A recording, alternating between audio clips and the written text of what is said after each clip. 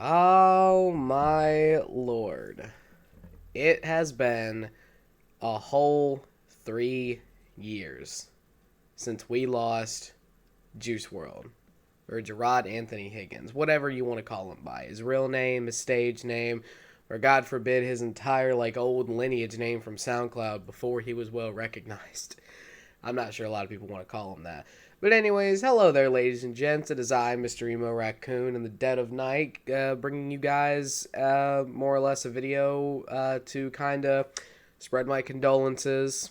I guess you can say 3 years late if that's what I'm doing, but more or less just trying to, say my piece about, Juice World since it's officially been 3 years today. While not, I don't think exactly at this time. Basically, this year, this day, 3 years ago in 2019, we unfortunately lost Juice World due to a bad batch of drugs, to a drug-induced seizure, which for a lot of us, especially back then, it was really hard to see, somebody like that go.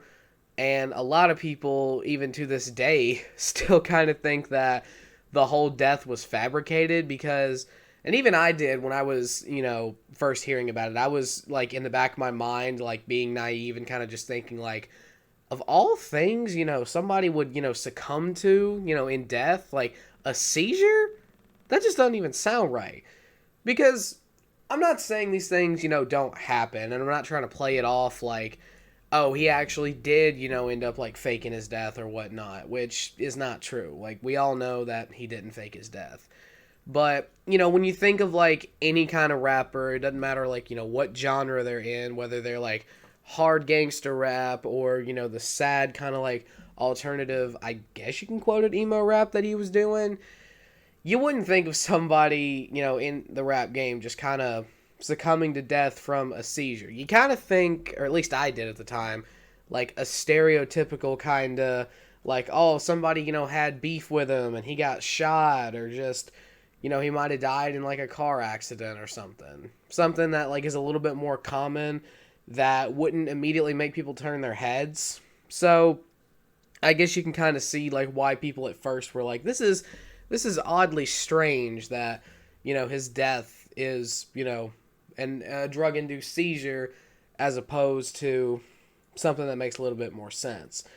But it does still kind of make sense that him of all people, ended up, passing away from something like that, because a lot of us, forget to realize that he unfortunately had a very severe drug addiction, which is really sad to hear, in the last 2 weeks leading up to his death, because we had heard a lot from, the people that were close to him and could get the information that he, planned on going to rehab. During the last week when he was still with us, he was, kind of enjoying his birthday. He put up a post talking about posting, his birthday at a late date, or posting it a day late, I'm sorry. So he wanted to kind of enjoy that. He came back home to Chicago, back to Chicago, Illinois, after being, I forget exactly where he was, but he was out, somewhere kind of doing, just him. He comes back home and, well, didn't even get to see his own, mother before, unfortunately, to reiterate for the millionth time, succumbing to the, drugs that were in his system. And again, this video is not to kind of just go over, what did happen, what, we wish didn't happen, who's, responsible. And it's also not going to cover the recent drama that his ex-girlfriend has been in, which I haven't kept up to date with a lot, because I don't like to keep up to date with that stuff. I'll learn bits and pieces, and if it's interesting enough, I'll go out of my way and look it up. But yeah, from what I heard, people are taking, that entire spiel that, Ali Lottie did, real seriously.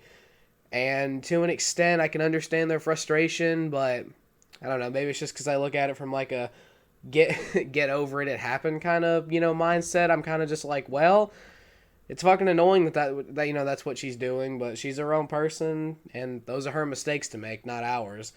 But to an extent, it is a little disrespectful what, what she's been known to have done in the last month, but I'm not here to talk about that. And I'm also not going to keep you guys for very long. I think I'm going to go ahead and end the video here. But just, yeah, it's been 3 years. R.I.P. Gerard. And if you're still out there somewhere and you can hear us, me and your millions of other fans, miss you very greatly. And we hope you no longer have to fight your demons with where you've gone to. And I hope you're in a better place now than you were when you were with us. But yep, this is Mr. Emo Raccoon signing off. Take care, ladies and gents.